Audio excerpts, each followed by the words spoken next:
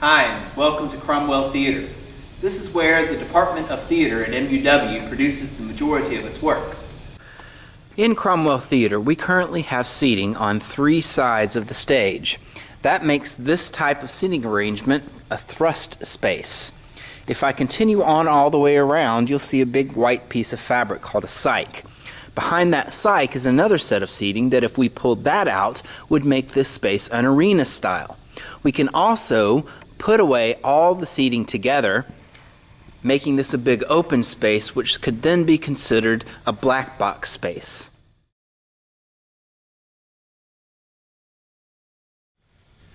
Here we are in the sound booth in MUW Theatre. I'm going to give you just a little bit of a basic example of how sound works. Now, the first thing you have to have is a source, such as a microphone, a tape deck, or a CD player. This creates an electronic signal which is then sent to the sound console. To break down our board just a little more specifically, I could take a microphone and plug it into the back of the board into channel 18. With this fader, I can control the volume of the board. With these knobs, I can control the EQ, the high, the mids, and the lows. And when I put several channels all up at once, I can control different individual levels, but then I can control the overall level for the entire sound system by using the main. Once the amplifiers get the signal, they amplify that signal, send the signal to the speakers so that we can hear the sounds out in the house.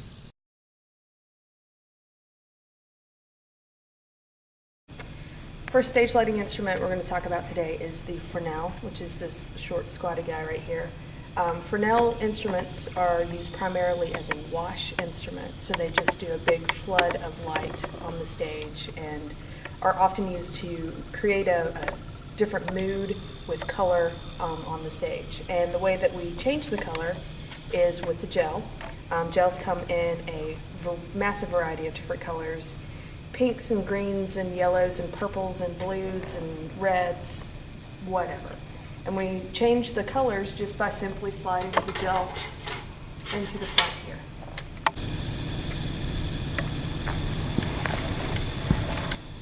Next instrument we're going to talk about today is the ellipsoidal reflector spot, or ERS. But this one is a Source 4. That's the brand, but it's often referred to by its brand name, the Source 4.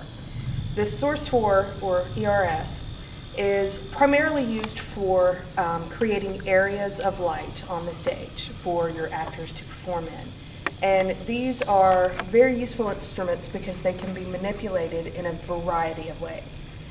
For example, you just saw a nice perfect circle on the back wall there, but you can make that circle softer, square it, change the color, change the pattern, a variety of different things. First of all, we change the pattern with what's called a gobo, which is just a piece of metal that has a picture cut out in it. And we put the gobo inside the instrument and change it to whatever we want to. This one is a window. I've also got snowflakes.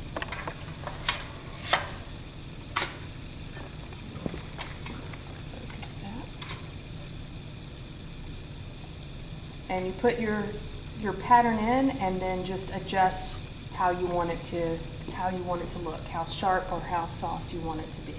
You can also take the pool of light and make it square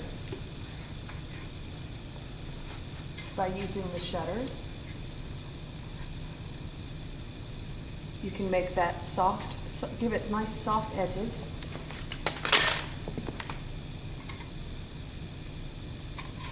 Or harder edges and make it a little bit bigger or smaller. There we go. And also, just like the Fresnel, you can change the color.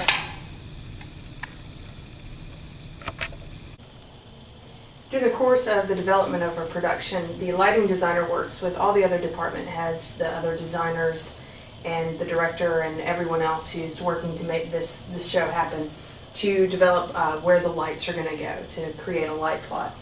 And with that, the designer will primarily create acting areas, which are these circles here on the light plot, to show where the lights are going to be. And in this light plot, they also work with the set designer. These lines here are the actual set construction, the seating for the audience, and also on here you've got where the instruments are hanging and what kind of instruments they are. Now there's a lot of information happening on this one piece of paper, so there's also included a legend which helps you figure out what kind of instrument it's going to be hanging. It tells you what color it is, where it's going to be plugged in, and all the other information that you need to make the stage lighting happen. Okay, we've talked about the areas, and most areas are created with at least 2 instruments, and primarily the ellipsoidal reflective spots that we talked about earlier, the source 4s. We use a warm light and a cool light, and then sometimes, depending on your space, you might add in some side lights to help not lose the actors' faces. And you will combine these to create an acting area for your actor. And you can change the levels on those to make it warmer or cooler depending on the mood. Another thing you can also do to add mood is add color. These are the Fresnels that are just a big, wash of stage that covers as much as possible. You can do that in lots of different colors. You can also combine the colors to make different moods and have them come together for different things. We also like to light the back. And then we can also use our gobos to add a pattern for fun.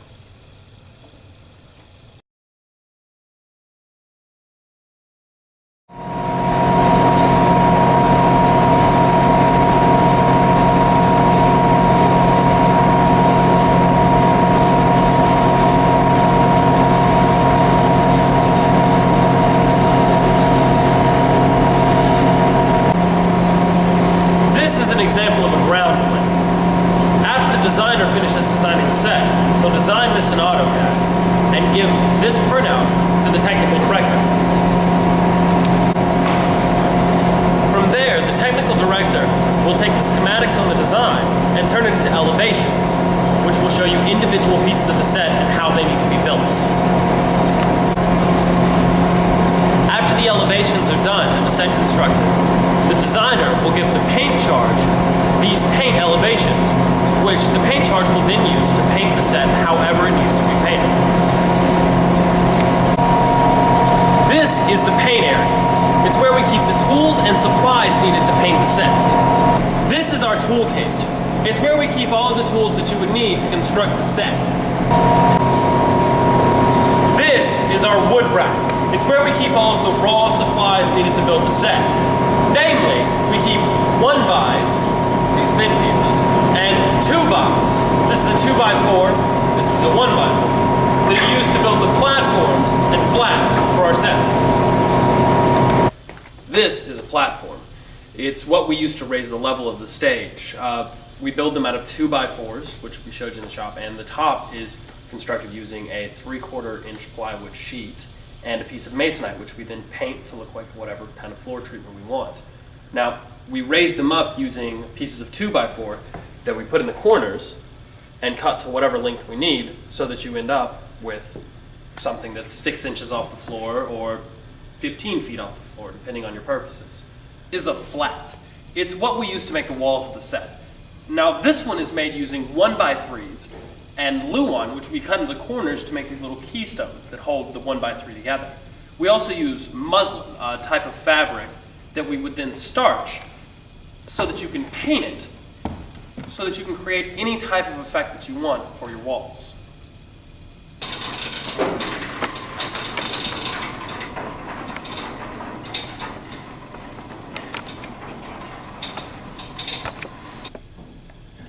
Behind me you see a batten. A batten is part of the fly system, and this is one way that we can change scenery in a show. We can either hang a piece of fabric known as a drop that has painted features on it, or we can put a flat with those painted features on it, which will go up and down.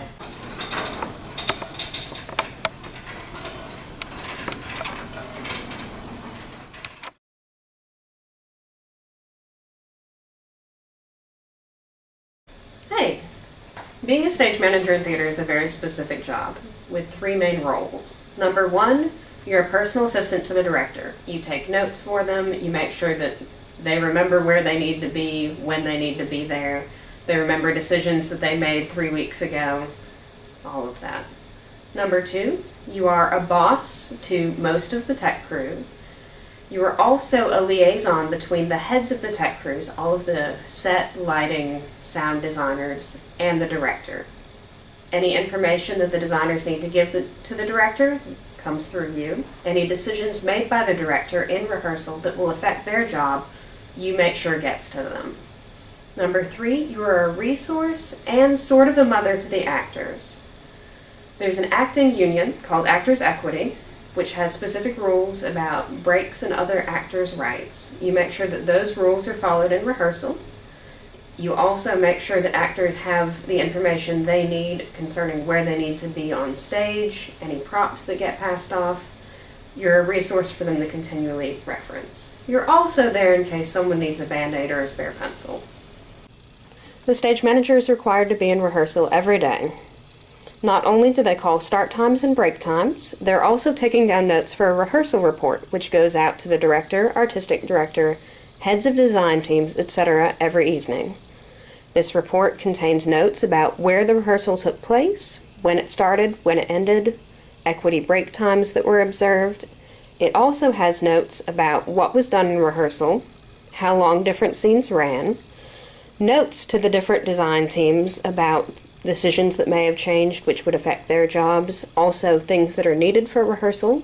Say you need extra props for rehearsal or need a lighting cue to change before you can do something. It also has a long list of notes to the stage manager about things they need to do to get ready for rehearsal the next day. During the run of a show, the stage manager is the one calling cues, or goes, to the person operating both the light board and the sound board. You can see here there are post-it note flags marching each specific cue that would be called over a headset to the board ops. These cues are determined at a special technical rehearsal, generally called tech, where the designers, stage manager, and director sit down and determine exactly where each lighting or sound cue is supposed to go. They then run these cues with actors until the placement is exactly as the director desires.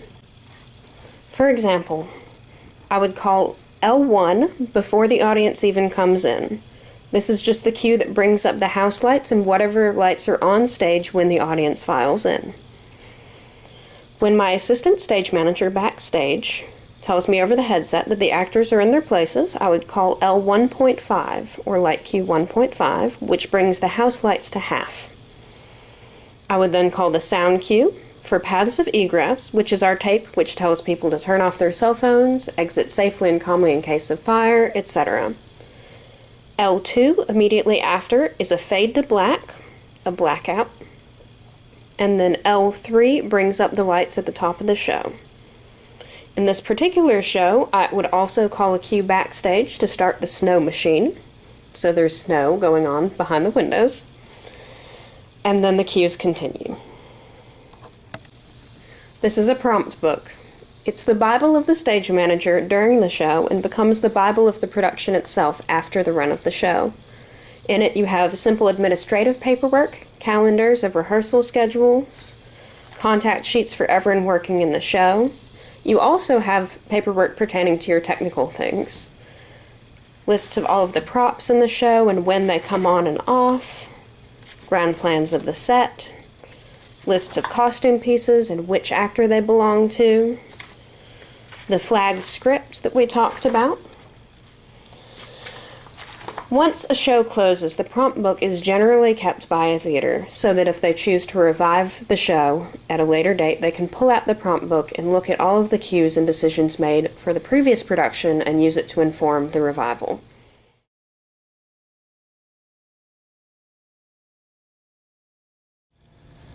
Hi, my name is Casey Davis, and I'm a makeup artist and makeup designer. Some of my work includes Night of the Living Dead and The Mousetrap at MUW, and some work on the film The Road to Zion. Today I'm going to show you some basic makeup designs and some of the stuff that comes with a makeup kit. These are some of my designs for The Mousetrap, directed by Lee Krause at MUW. As you can see, the first thing you do is you research, and once you research each character from the time period, you're able to find stuff to be able to create a makeup design. And as the makeup designer, you then create a makeup chart, and from that includes the stuff that has the base, if there's any highlight or shadow needed, any rouge, or any kind of other colors that are needed.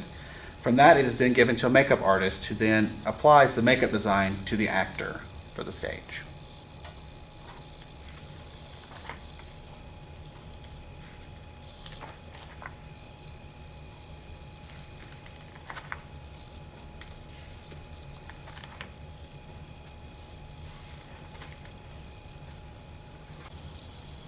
First thing we have is the base, which is put on so the makeup artist can start with a clean slate on the face. Next we have highlight and shadow, which are used. One thing they're used for is for creating wrinkles on the face. The next we have is rouge, which is used for highlighting the cheeks, giving them a rosy complexion to it. Next is something called a contour wheel, which we use for lip color along with contouring the eyes. Next we have translucent powder, which is used to set the makeup once it's all on the face. Then we have the brushes, which are the stipple brush, which is used for making liver spots or creating more facial hair if need be. We then just have a basic makeup brush, which we use for putting on lip color sometimes. And then last we have the rouge brush, which is used for putting on rouge. Next I'm going to talk about special effects makeup. Special effects pieces can be made from several things. Two of the things we use are liquid latex and then dermascar wax. They are attached with using prosthetic adhesive to the face. Also, we use teeth decay, which made by Ben Nye, which we use to make the teeth look like they're rotting out. One of this pieces was made by a student here that was actually made for my face out of liquid latex, and she used netting for the back of it. And it was attached right here. We'll be doing a makeup airbrush stencil on Kayla Manzalillo. Okay.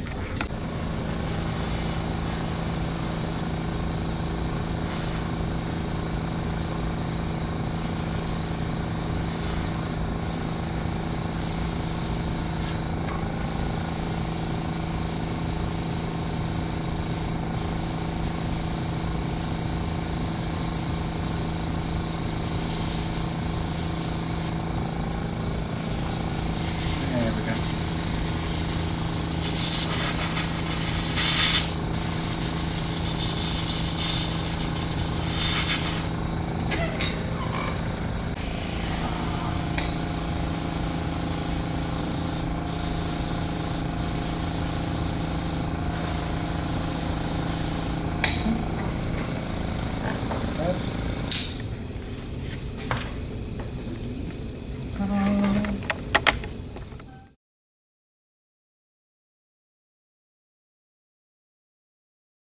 Hello, my name is Joseph Musgrove, and welcome to MUW Theater's Costume Storage.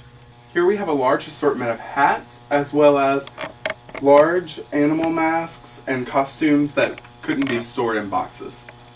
These are some of our formals. As you can probably tell, most of the costume storage is sorted according to color, as opposed to period or a specific time frame. Most of the costumes that are in this storage were donated by various people in Columbus, or MUW alumni, or other businesses in town, so we accept a lot of donations. This is MUW Theater's costume shop. Here we have MUW Theater's selection of shoes. They're organized according to size as well as color, but you can probably tell that it gets a little bit jumbled and messy after each show. This is where we store all the fabric that we use for making costumes as well as any accessories that go on stage. This shelf houses all the tools that we use for cutting, draping, as well as hand sewing. This cabinet is where we hold our best friends, the sewing machines and the sergers, as well as irons for making costumes look more presentable. Now I'd like to talk a little bit about the costume design process, how things work in terms of being a designer and how you get to opening night. The first step of the costume design process are production meetings. The costume designer will meet with the other team of designers as well as the director to make sure that their costume colors, fabric, and textures don't clash with any of the other designers' ideas. The second step in costume design are costume renderings, better known as costume plates. A designer will sketch out their ideas onto paper so that others will be able to see the color, fabric, and textures that they're going for. Once the designer's renderings have been approved by the director, the next step is to go and buy fabrics, notions such as buttons and zippers, as well as patterns, so that the actual garment can be constructed. Once the designer has a pattern for their garment, then they'll give it to a stitcher, who will take the pattern, cut it out, cut the fabric, and then begin to piece it together.